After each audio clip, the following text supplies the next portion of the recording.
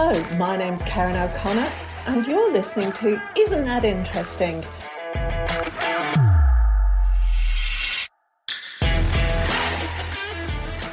Hello and welcome. My name's Karen O'Connor and thanks for listening to this episode. This is kind of a follow-on episode from something that I did a few weeks ago where I was talking with Ryan about one of the topics that we were talking about during the conversation was that there's no scientific reason for there being a difference between the male and the female brains. And it caused quite a ruckus because the excerpt from the podcast that I put out as a reel, and bear in mind, this is 30 seconds, maybe 60 seconds long, out of an hour-long episode, right? So the reel was a little bit out of context. And what I was saying was that there's no excuse for the immature behaviour of some men. Now, I needed to put up a post because I wanted to apologise to people. It was out of context. And when I wrote the post that goes with the post that went with that reel, I was a little bit irritated. And I just tarred all men with the same brush. It's like, all men are immature, blah, blah, blah. They're not, obviously. I was just a little bit irritated. However, I stand by what I said. So the scientific evidence right now is that male and female brains, there is no scientific reason for them to be different. This is notwithstanding personality. It's notwithstanding the impact that hormones have on our brains. What science is saying now is that the differences that we end up with in adulthood are basically because of the way we've been raised. And that is now becoming much more accepted across the board in scientific circles. And I will put links to articles and scientific studies and that kind of thing so that you can go and read for it yourself. But what was really interesting was the backlash that I got for saying that. And what came across from one particular person's backlash was a whole heap of misogyny and sexism and a lot of defense of certain aspects of behavior. Oh, I'm not immature. What came across was a lot of defense of behaviors. And I get that, right? I understand it's not nice to be called out publicly. It's really not. I understand that. Now, the guys actually had no idea that what they were saying was sexist or misogynistic. They had no idea. And that I found really interesting. They were in the space of, like, somebody said to me, I was just reacting to what he said, that I didn't like people disagreeing with me. But that wasn't the case at all. What I was trying to say to people was, these particular people, was that I didn't like the way they behaved. Had nothing to do with what their opinion was or anything. They hadn't stated an opinion. Basically, all they'd done was abuse me. And it was interesting that the person who abused me most was somebody that I actually know on a personal level, on a social level. And that really bothered me because I then went, well, why does he think he's got the right to talk to me like that in public? This is not acceptable at all. And that was what I was pulling him up on. And then everything that he said was really sexist and misogynistic, and he really could not see it at all. And it brought a lot of stuff back for me. So when I was quite young, I would probably be 8 or 9, maybe 10, I overheard a close male family member telling somebody else that they thought it was a real pity that I'd been born a girl, because with a personality like mine and just my intelligence and everything else, I should have been born a boy. And it was a real shame that I was going to be limited by being a girl. Now, as you can imagine, that had quite a big impact on me. I felt wrong There was something wrong with, obviously there was something wrong with me because I was the wrong person trapped in this girl's body. And obviously there was something wrong with being a girl. So that I was wrong on all kinds of levels. And it was interesting. I think I saw a program a few years ago on how quite young children are being allowed to have transgender operations and therapies at quite a young age. And had that been available when I was their age, I would have probably taken it. I've got to say that. And that's really interesting because even at that age, I understood that there were massive advantages in being a boy. And I didn't want to be a girl because I did not want to be held back by anything.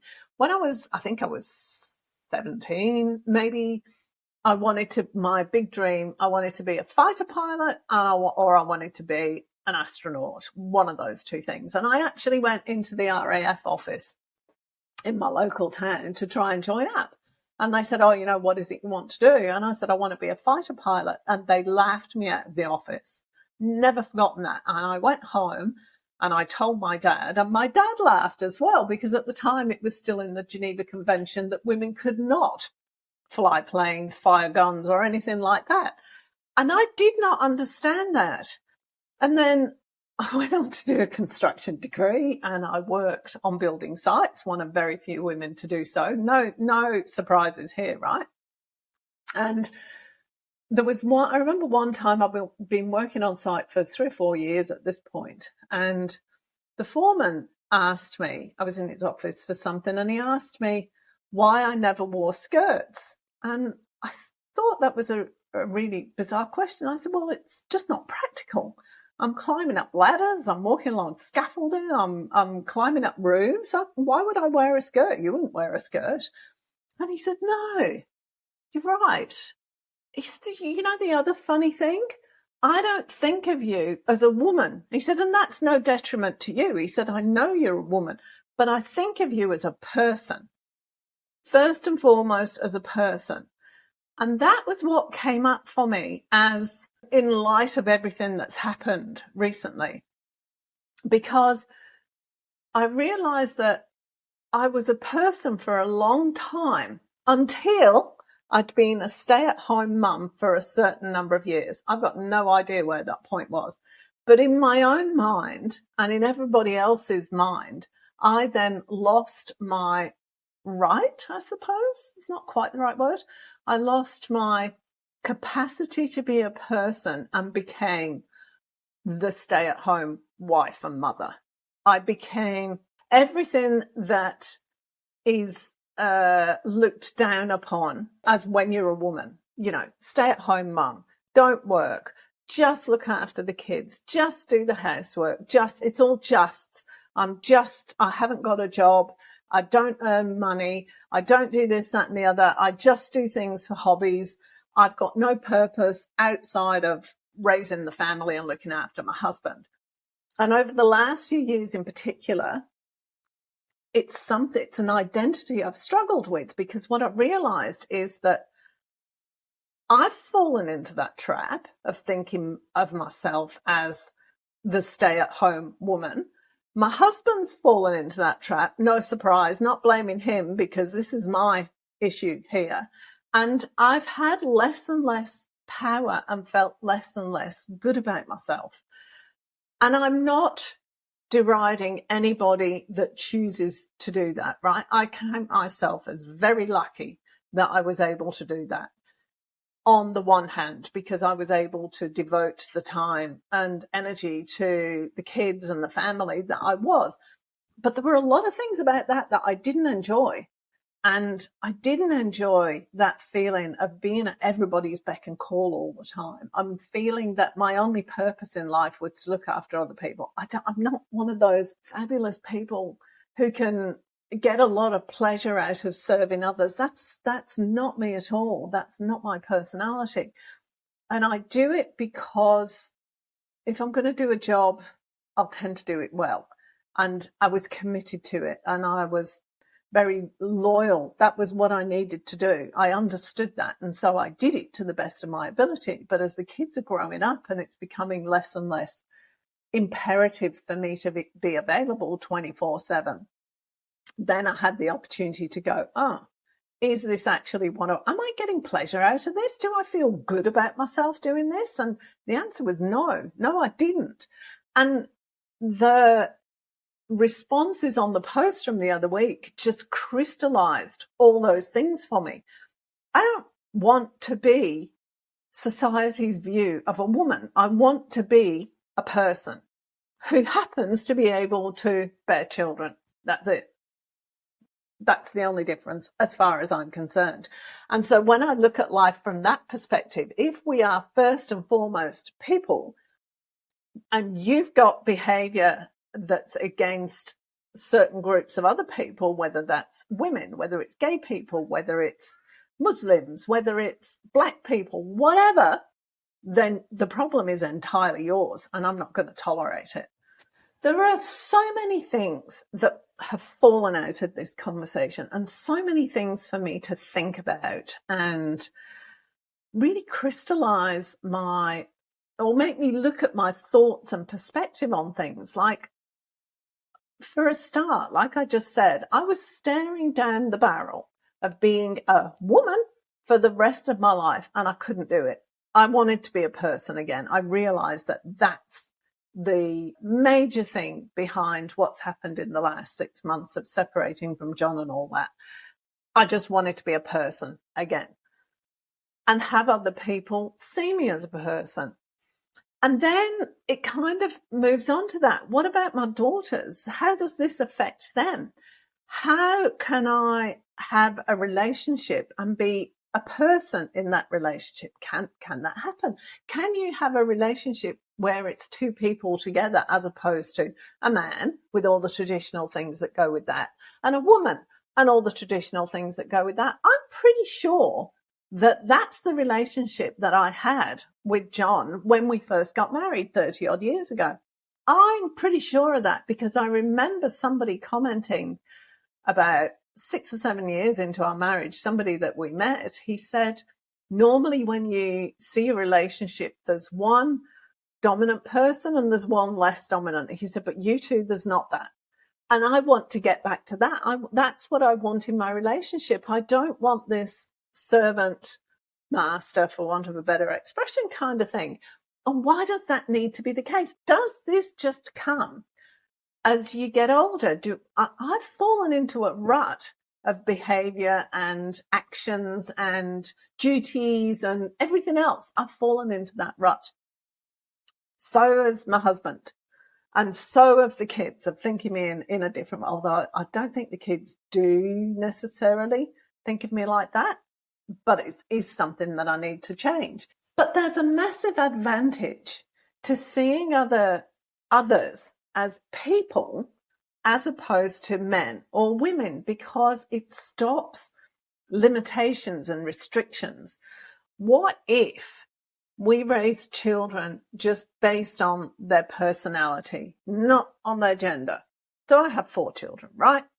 2 of them would have what would traditionally be called more masculine traits, logical, less emotional, think things through. And then I have 2 who are more traditionally feminine, artistic, emotional, all the other things. But there's a boy and a girl in each one. It's not gender split at all, which is interesting. And I could have sworn blind that it was a gender split when the kids were young, because the boys, my eldest was into trains and things, and he's a boy. The next one, he liked drawings and stuff. So when my daughter was born, I thought, got it all covered. I'm not going to bother buying any toys. You know, she's got trains and building stuff. She's got drawings. She'll be fine. We went to a friend's house whose little girl was the same age as my daughter, and she had girly everything. She had dolls and prams and dress-ups and dolls' heads, everything. My eldest daughter walked in there, and I swear to God, she looked like she died and gone to heaven. She grabbed the dolls. She put on every feather boa she could find. She had the high heels on, the tutus, everything. That was how she wanted to dress. And I was really shocked. I was genuinely really shocked. I'm not like that. Where does she get it from? This is bizarre. And she's been like that the rest of her life. She's just girly. She likes all the dress up things. But then my second son is an actor. He's all dramatic. He loves his dress ups. He loves everything. He's still an artist and he's a creator. The two of them are creators. He's the male version of his little sister. Now, the youngest one and the eldest one are much more logical, thinking straight through. It's not a gender difference that I can see, although I would have sworn that it was when my eldest daughter was born. So it's an interesting way to look at it, that it's based on personality, not on the way, on their gender. It's just about the way they've been raised.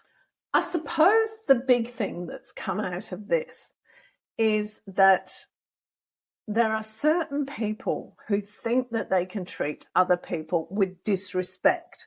So anybody who doesn't look like them, isn't the same gender as them, who doesn't have the same political opinions as them, who is a different religion, whatever, they think that they have the right to impose their views on them and be really disrespectful of somebody straight off the bat because they're different. And I don't like that. And I think that's the basis for my desire to be seen as a person and to see other people, as a person, not as a man or a Muslim or a Black African American or Indigenous person. I want to know who you are as a person. And what difference would that make if we did that? I'm hoping that's what I've taught my children. I'm pretty sure that's what I've taught. And I'm not saying, right, don't get me wrong here, because I've been pulled up for this before, of one of the podcasts where I had my friend Danica Kalani on, and we were talking about sexual orientation and gender and all that kind of thing. And she said, everybody is biased. We're opinionated. We have to be. It's in our instincts, and we have to learn not to do that. And we have to learn how to pull ourselves up for doing that. And while it was, on the whole, and I'm talking about on the whole, 90% of the people who took offense at what I'd written and said the other week were middle-aged white men with right-wing tendencies. They all tended to look the same too. Most of them were bald and overweight and wore caps. But it was interesting that they were the ones who took the most offense. And I get it, because they're the ones who have the most to lose if we no longer subscribe to a culture where they are the paramount. They've got the most to lose. If women become as powerful, they've lost an awful lot. They can't order their families about. They can't say my word goes. They can't do all the other things. Go and shoot people, do whatever. They can't do that because suddenly they've lost their power. I get it. And I also understand that the guy who entered into a big argument with me on Facebook, he feels like he doesn't know how he fits in. Where does he fit in this new world order? He doesn't fit in. He's an anachronism. He's not needed anymore. And he doesn't know how to change in order to feel like he fits in anymore. And that is not an excuse for the kind of behaviour that he displayed either. All I'm doing is understanding. And that's what I like to do. I would rather understand so that I know where they're coming from, and then I can respond to their argument, which sounds very patronising, and I didn't mean it to. Sorry. One of the things I want to go back and talk about is this paid, unpaid work thing. And I just want to look for myself at why women are devalued, particularly, well, it's not just particularly stay-at-home mums, right? Unpaid work is not valued. So if you go to work part-time and then you spend the rest of the time looking after the kids, it's considered a bit of a cushy job, right? You've got your life easy because you don't work. you know, I had guys comment saying, well, I go out and I work 100 hours a week and I've paid for this and I've paid for that and I've paid for the other. Seriously, your wife worked full time and then she came home and did everything about the house. So please don't tell me about you worked 100 hours a week and you paid everything. Why is it that housework and stuff is devalued so much? It's not valued at all. But if it's not done, if the kids aren't looked after, if they're not run to school, if nobody's got uniforms or clothes to wear, if you don't get a good meal or you don't get any meals at all, it's a massive missing in your life and it makes a huge difference. And yet it's not valued at all. Something that most of us have experienced is watching your partner do something and going, oh, you're not doing it right. Can you just do it this way, please? And being snapped at. I know how to do it. You don't need to tell me, blah, blah, blah. It's really interesting because there's always a constant, not constant, I'm generalizing again, there's a invalidation of women's experience and knowledge. It's not counted for anything. I've raised 4 kids. I've got them out to school on time. I've organised the household. I've done everything, right? Many women have. And yet, if I went to apply for a job now, I wouldn't be considered to have any experience relevant to any job that I wanted to get other than possibly stacking shelves in the local supermarket, which is completely wrong because I can organise anything better than most other people. I've had to be really organised. I can make sure things get done. I work to a timetable and schedule. Things happen. And yet we don't we don't value that experience. You know, you may have raised the kids, run the household and everything for decades, but most, I'm going to say men, but it's women as well, because we kind of feed off that. Think that any advice that you give, whether it's on how to stack the dishwashers, how to iron your shirt, one of the things that really bothered me about all this was, you know, it's been how many years? 50 odd years since the women's lib movement really started, well, the modern one really started moving things forward. And yet you've still got this level, this deep-seated belief, the work that a lot of women do, raising children, looking after the house, everything else, is of no value whatsoever.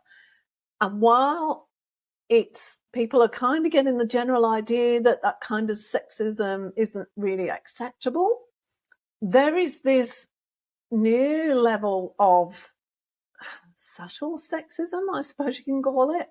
That's the term I've heard used. That is now prevalent. It's like comments like, oh, you're going back to work and you have to put the kids in daycare. That's so sad. That kind of sexism. And there's an awful lot of hostile sexism as well.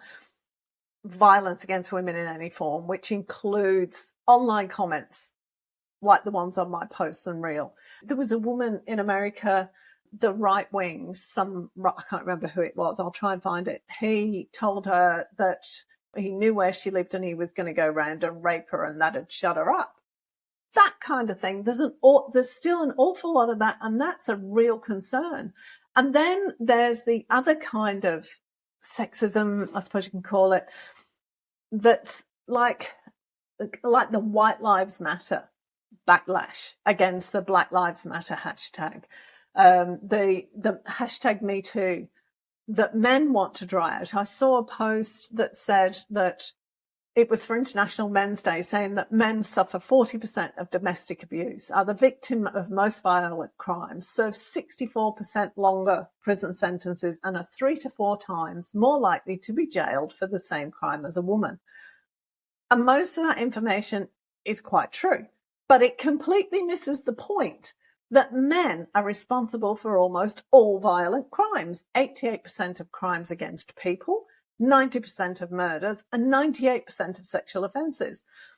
That trying to turn things against women, which I saw a lot of these guys who responded to my poster, oh, you're being unfair to men, we're being left behind, all the rest of it, is it completely ignoring the fact that the cause of the problem lies in their hands.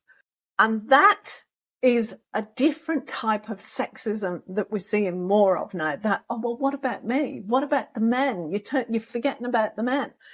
It's turning anti-sexism into anti-men, and they're just denying that sexism is happening at all now. What some guys are saying is that no, sexism doesn't exist, and if when it does exist, it's actually against men. Now, I need to say, do not get me wrong here. I am not anti-men at all. I am anti certain kinds of behaviour, and it's all based around respect and bigotry, I suppose, is the best way of putting it. Don't do bigotry at all. And I can do bigotry with the best of them, to be perfectly honest, but I try and catch myself. I try not to. And I try to see human beings as people, first and foremost. I fail miserably sometimes, but I do try and see that. And here endeth the lecture, according to Karen. You know, I always swore I don't like getting on a soapbox about anything. There's something wrong with that. I don't like it. But anyway, I felt that I needed to talk about all this, and I would be really interested to see what your thoughts are, because I was quite surprised by the level of hostility. Yeah, and I was a bit irritated when I wrote it, and I did do generalizations, but I'm not going to tolerate that level of disrespect and abuse and vitriol and hatred. Not appropriate. Just because it's on the internet and I posted it to my friends does not give anybody the right to, you can disagree with me. Don't get me wrong.